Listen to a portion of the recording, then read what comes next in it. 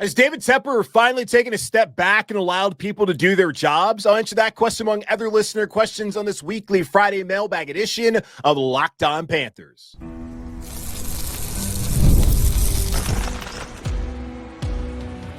You are Locked On Panthers, your daily Carolina Panthers podcast. Part of the Locked On Podcast Network, your team every day.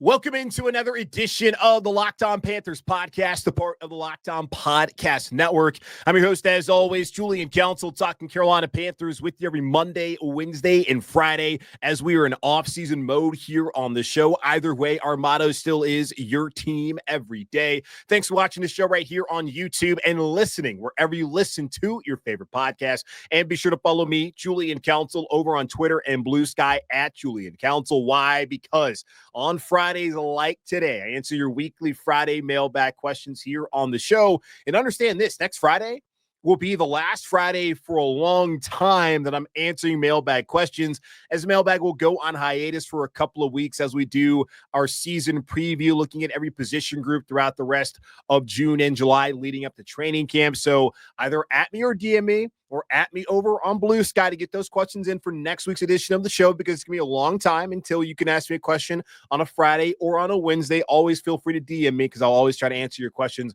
regardless. But as far as the mailbag goes, next Friday is going to be the last time for a long time to answer me some questions here on the show. This episode of Locked On Panthers brought to you by Monarch Money.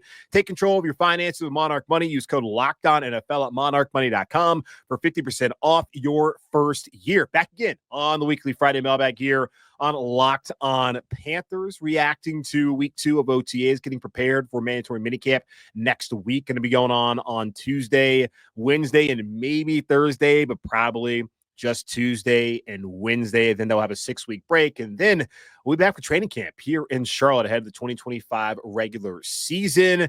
Let's go ahead and talk more about some other things that happened throughout the week. Christian starting us off by going back and looking at what happened on Monday as Panthers put out their annual Panthers Blueprint, taking a look at the 2025 NFL Draft. And one, David Tepper was prominently featured, but more as a background player other than being somebody who had been in the forefront like he has been over the last couple of years. So Christian wants to know, do you think David Tepper has finally learned to stay out of the way, or do you still think he possesses or poses a threat to derail us if he gets too involved? Would love to hear your take. Thanks. Enjoy your summer. Thank you, Christian. Still a couple of weeks away from officially being summer, but I understand what you're trying to say there.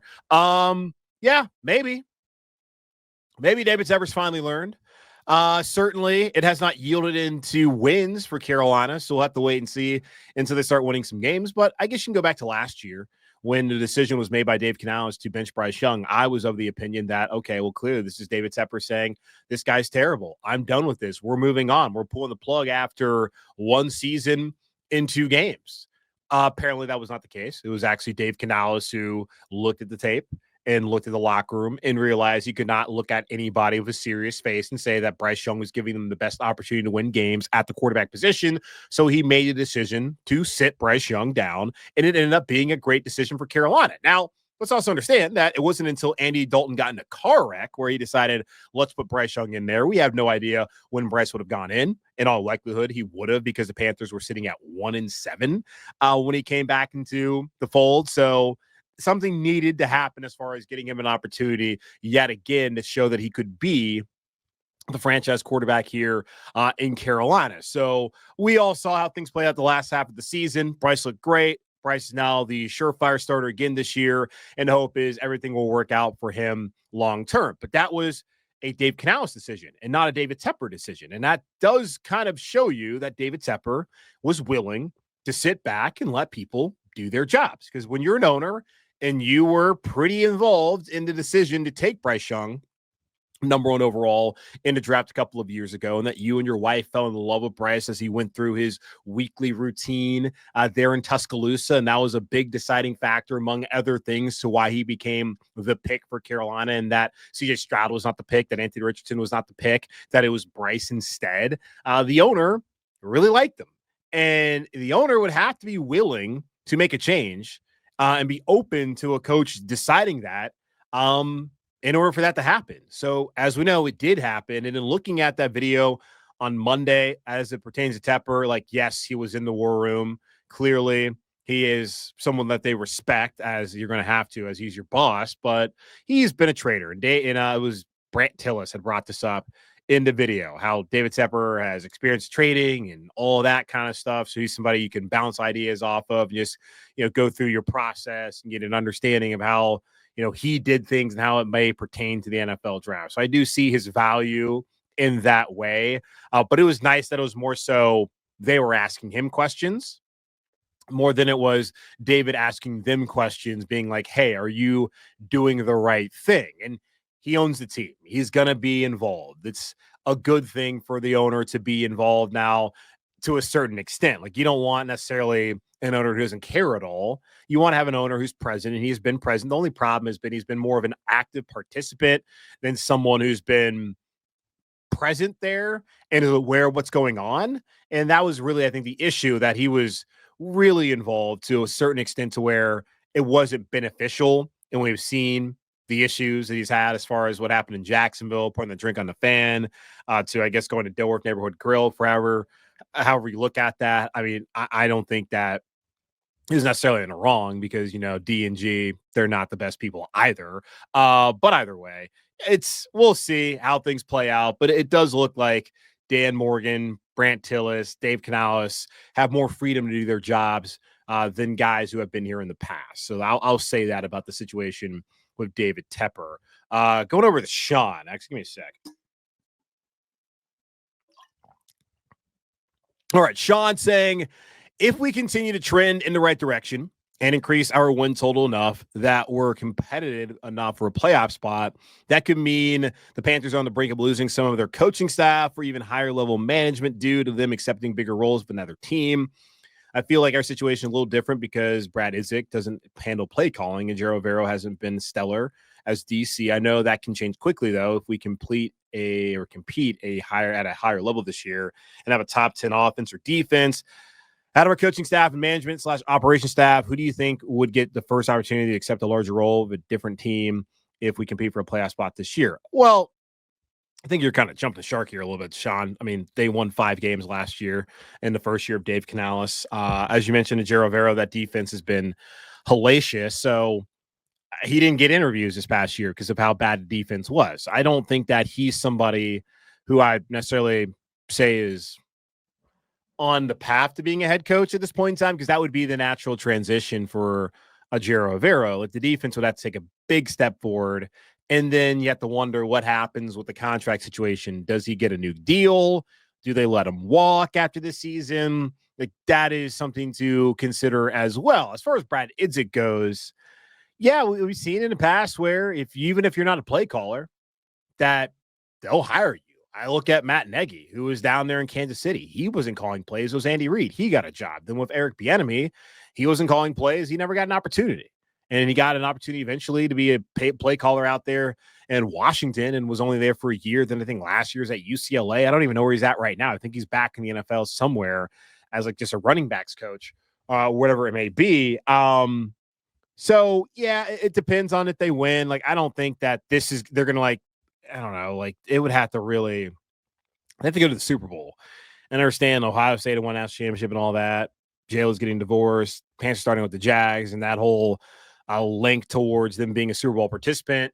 So I think that's what it would take for anyone like a Brad Idzik to leave this upcoming season to take a bigger role.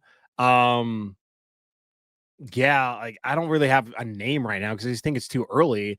And I'm more so like thinking, because again, they only won 5 games last year. I think things are heading in the right direction, but I'm more like, are they going to be able to even win enough for that to even be a possibility, more so than like having any sort of concern about, who might be the first person or the next person to get a big opportunity to accept a larger role. I think Idzik's probably going to be here for a while, as long as, Canales wants him. And I mean, unless the offense just completely blows up, like, he's still pretty young. So I don't think that's necessarily anything that I think anybody should really be thinking about at this point in time. I think it's a little bit premature to have that kind of thought process, but it'd be a good thing, obviously, because you think back when Ron Rivera was here, you had a Chud who went to Cleveland to be the head coach.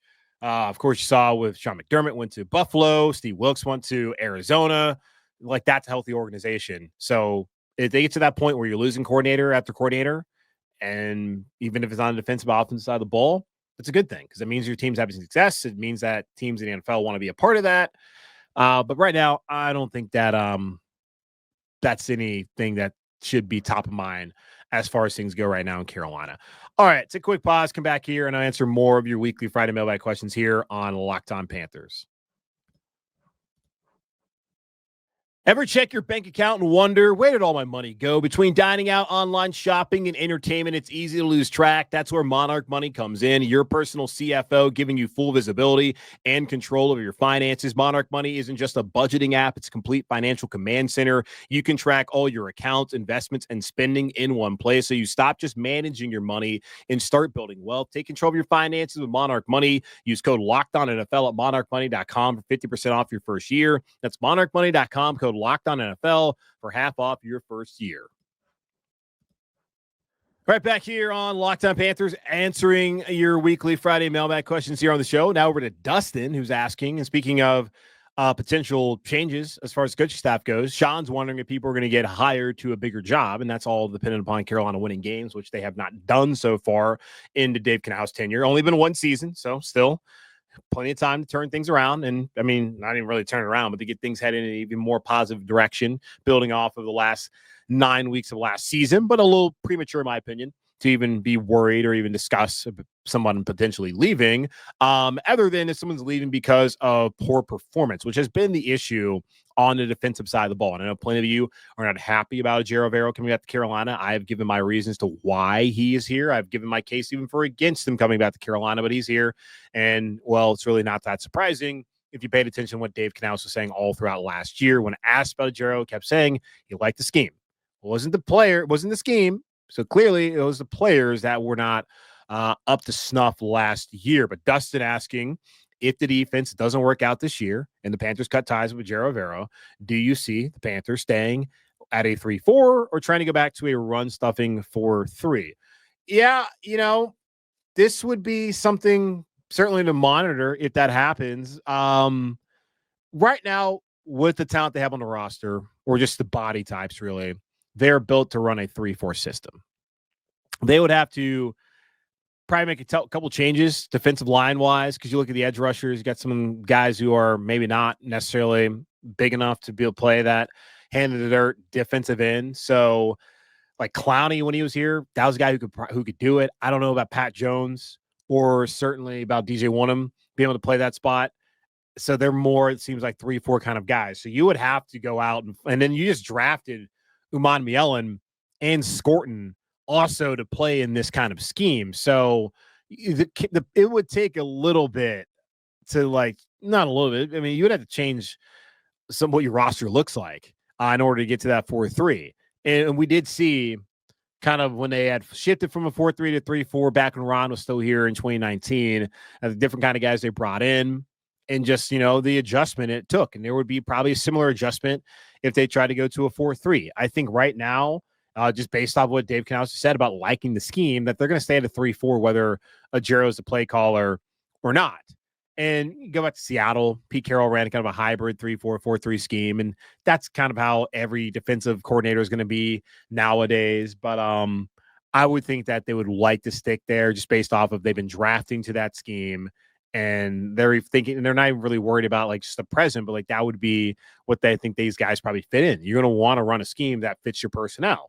So you would likely go get a defensive coordinator who can do the same thing. And you don't have to run a 4-3 to be able to stop the run. You just need to be better up front. When you don't have Derek Brown last year and you have to have Shai Tuttle playing a bunch of snaps and LeBron Ray, then you have issues. But when Derek Brown comes back this year and you have Bobby Brown III and then you have Ashawn Robinson back in there, you're probably not going to have the same kind of issues you had against the run last year. Now, if you do, then yeah, there's a lot of issues that maybe it was not just the players, maybe it is the scheme. So I think they probably stay at 3-4. Just guessing that would be what would happen in that scenario. My hope is obviously that things work out for the better for the DC here in Najero Vera and that he can stick around and I continue to try to build a good defense here in Carolina. And the next question comes from Keep Pounding Beard. That was his name over on Twitter. Which young players on the roster have the potential to make a breakout impact this year? And which one or ones would take you most by surprise that they did or possibly didn't. If you look at rookies, I think clearly Tetairoa McMillan and Nick Scorton would be the two guys you would point to have breakout performances. Now, I mean, they're rookies, so I don't really know if you can call it a breakout performance, but have a really strong debut. They're going to have the opportunity to do so. You're already looking at Tetairoa McMillan. He's in there getting to play the X. He's already stepping up into kind of that first team role.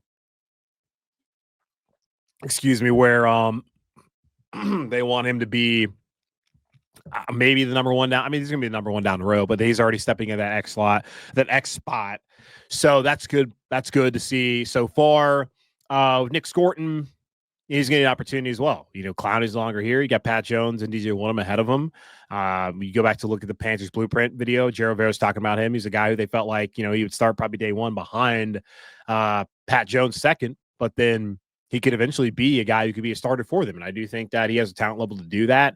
And the opportunity probably will present itself at some point in time this season. So as far as just like rookies, those are the two guys I'd point at.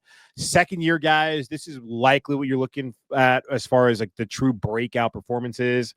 Xavier Legette, another pretty obvious candidate last year.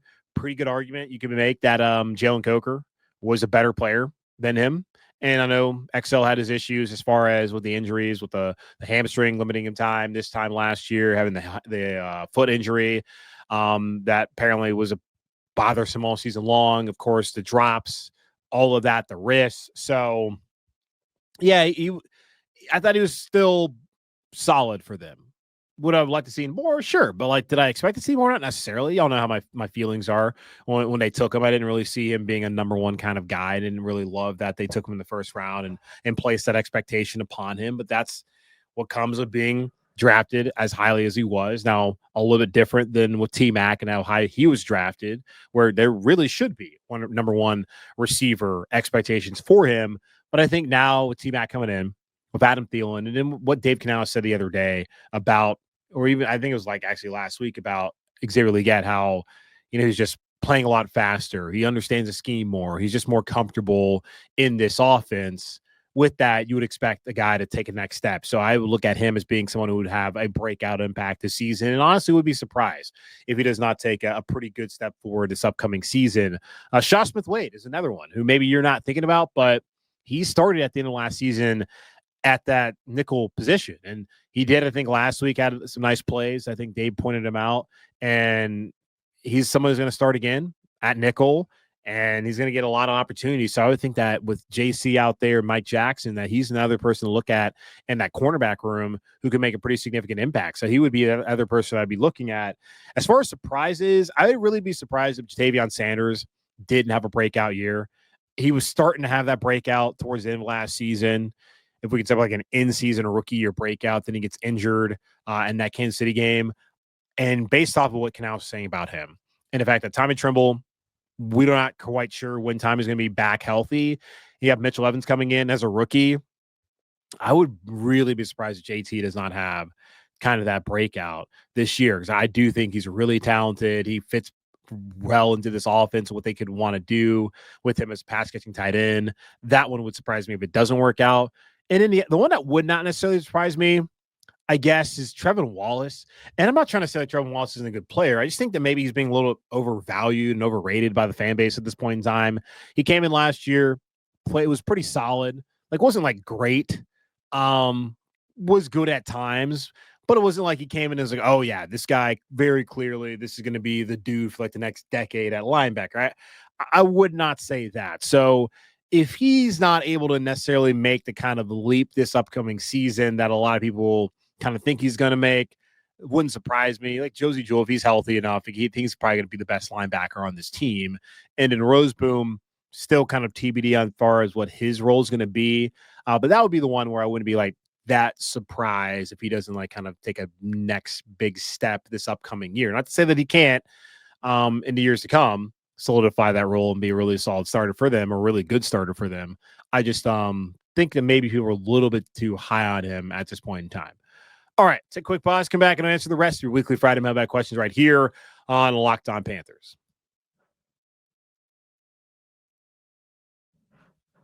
All right, one more question on this weekly Friday Mailbag edition of Locked On Panthers coming from Zach saying, although it's early in the offseason, actually kind of late in the offseason, Zach, we're pretty much done with the offseason after next week, but I understand what you're saying. What do you believe the difference in wins is between the scenario where Bryce continues to play well versus a scenario where he, God forbid, regresses again and Andy Dalton has to take over for the majority of the season?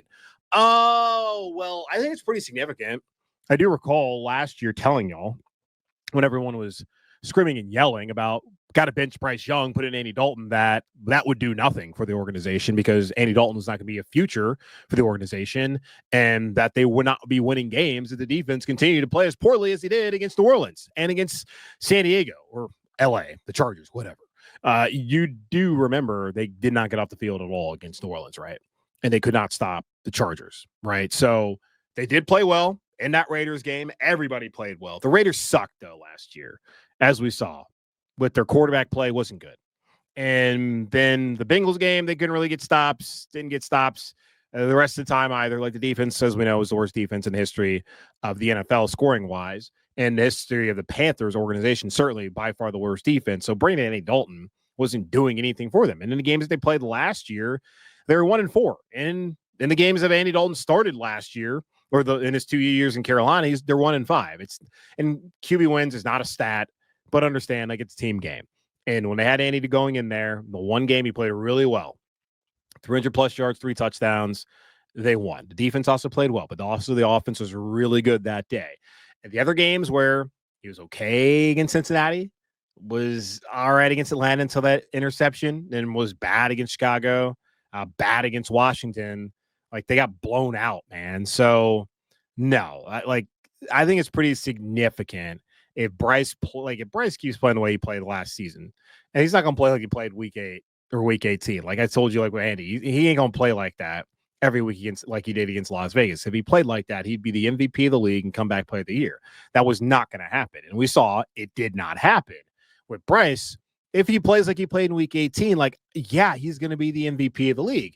And I don't want to necessarily rule it out, but there's just too big of a sample size for me to believe like that's who he's going to be from now on. Now we know he's capable of doing that. And Lord knows Atlanta has their own problems defensively to where maybe you don't make too much out of that, but still really nice to have seen how Bryce ended the season last year. So if he continues to play well, and considering the Panthers were, I guess, when those last 9 games were they 4-5? If you want to, I guess, yeah, you don't want to take away the Saints game. But yeah, was it 4-5 that they finished? Yeah, I think 4-5. That's the way they finished the season. I mean, I guess you would think like he'd probably get you to, if he keeps playing like that and the defense improves, like we talk about, like at least 8, maybe get to 9, possibly. Like with Andy, I don't see that being a team that's going to win like. Maybe they win like 6 games. So like you're talking like a 2-3 win difference, which in the NFL still can be significant because like that's the difference between being in the playoff hunt and being right back there drafting in the top 10 again. So yeah, it would. Andy Dalton in those other games after that great game against Las Vegas had 4 touchdowns, 6 interceptions, turnover machine. Like this is not the guy you want starting for you more than one game, if we're being honest. Like a couple of weeks, I guess you can be competitive, but you got to really have a solid roster, and that's still in question. So I do think that there's a pretty decent size difference, and I know you might not think 2 or 3 games is that significant. It is. I think there's a pretty good difference between Bryce Young continuing to play well versus a scenario where he's bad and Andy Dalton comes in, and then like that's obviously a horrible situation for the Carolina Panthers organization as a whole, and also for you as a fan. All right, it's going to wrap up this edition of the Locked On Panthers podcast for our Locked On Podcast Network, hosted by yours truly, Julian Council. Again, y'all subscribe, follow the show for free over on YouTube, wherever you listen to your favorite podcast. Be sure to follow me, Julian Council, over on Twitter and Blue Sky, at Julian Council. We're next Friday. I'm back one more time this off season, answering your weekly Friday mailbag questions. So either at me or DM me to get those questions into me next week. In the meantime, be safe, be happy, be whole as always, keep pounding, and I'll talk to y'all on Monday as we get ready for mandatory minicamp next week here in Carolina.